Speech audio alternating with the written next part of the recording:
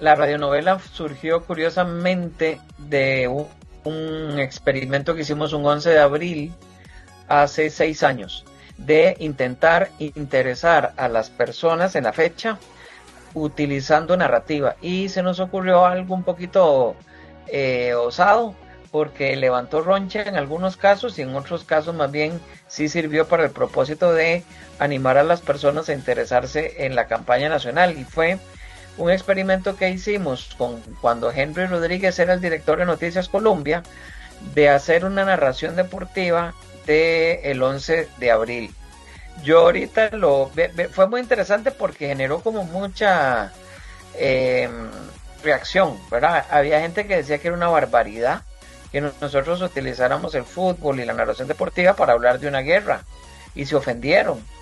Pero la mayor parte de la gente lo que decía era que les había transmitido las mismas emociones que vividas por un partido de la CL en el Mundial, pero con Juan Santamaría. Y dije yo, eso es lo que yo quería.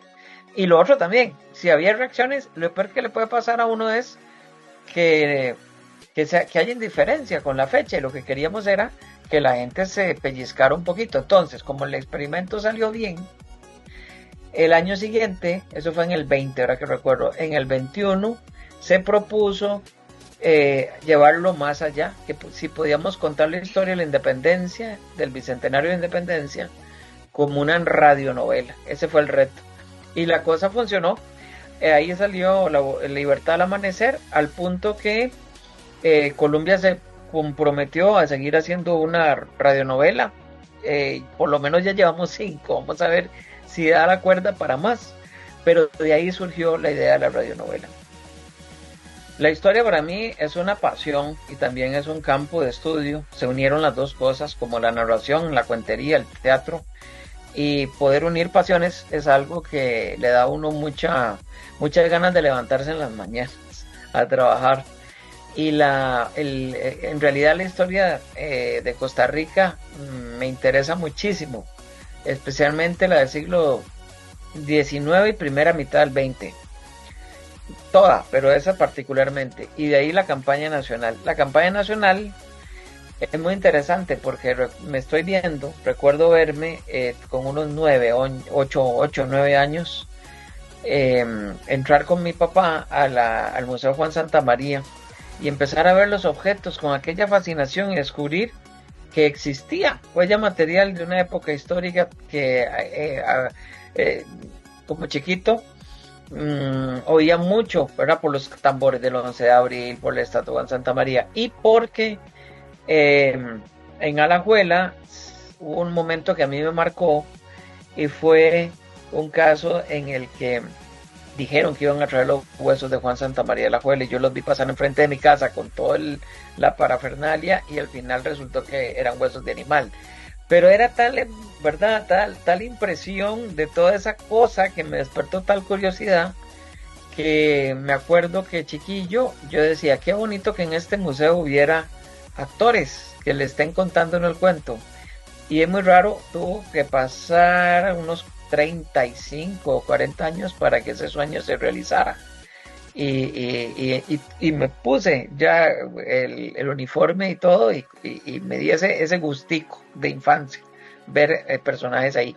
Y de ahí en adelante la campaña nacional ha sido un tema en el que, gracias a Dios, a la vida y a las oportunidades, me ha permitido contarlo en diferentes lenguajes, desde cuentería hasta actuación como visitas guiadas, y ahora con radionovela.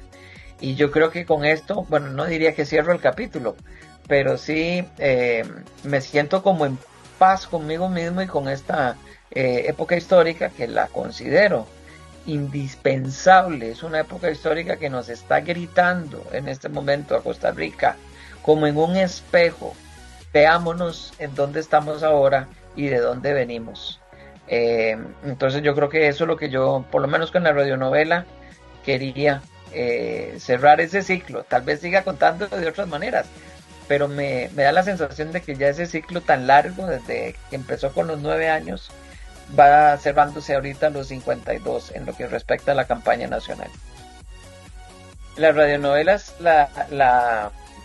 afortunadamente las dificultades se han ido limando. Por ejemplo, yo soy el que hago los guiones y Juan Carlos Hidalgo es el que los edita y los dirige. Él es muy talentoso. Es uno de los productores y voz comercial de Colombia allá. Pero en mi caso, la dificultad es el tiempo.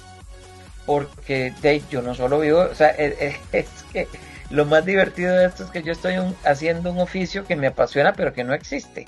O sea, si yo viviera en 1940, 1950, 1960, hacer radionovelas puede ser un trabajo. Pero en el 2026 eso es como decir, soy un afilador de cuchillos, ¿verdad? Soy un fabricante de kites, ¿verdad? No sé, soy, ¿verdad? Soy un ojalatero. O sea, son oficios que pareciera como que no existen.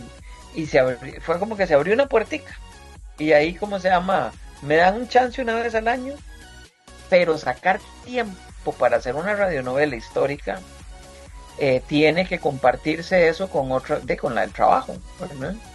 Y vieras que yo lo hago con mucha pasión, pero cada guión me toma, los guiones duran 10 minutos. Para la gente que los oye, a mí me toma entre 6 y 8 horas cada guión hacerlo. Entonces tengo que sacarlos de alguna hora de la madrugada. Normalmente me levanto a las 3 de la mañana para trabajar estos guiones de 4 de la mañana a 7 y media, 8, ¿verdad? Sábados y domingos, cuando yo estoy con radionovela, solo hago eso. Semana Santa, solo eso. Sábados y domingos, solo eso. Porque hay mucho que leer. En eso yo soy como muy... trato de leer de todo y más.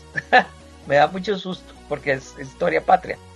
Entonces leo mucho y después hay que traducir eso en diálogos y en efectos de sonido. Y me puse una regla, que es una regla que no necesariamente hay que seguirla, pero yo me obligué a yo me la puse. Y es no usar narrador. O sea que toda la historia se entienda a partir de diálogos, música y efectos.